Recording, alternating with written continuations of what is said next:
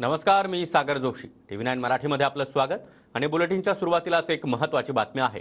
कोर्टाच्या निर्णयाची मोडतोड करून चिन्हाबाबत चुकीची माहिती दिली गेली. शरद पवार गटाकडून अजित पवार गटाच्या ट्विटर हँडलवर टीका करण्यात आली आहे. अजित पवार गटाच्या ट्विटर हँडलनं कोर्टाचा अवमान केल्याचा आरोप देखील शरद पवार गटाकडून आता करण्यात आला.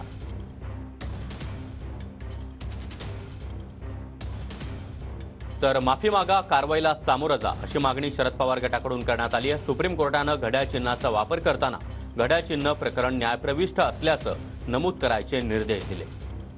पण अजित पवार गटाच्या अधिकृत ट्विटर हँडलद्वारे खोटी माहिती देऊन माननीय सर्वोच्च न्यायालयाचाच अवमान केला आहे.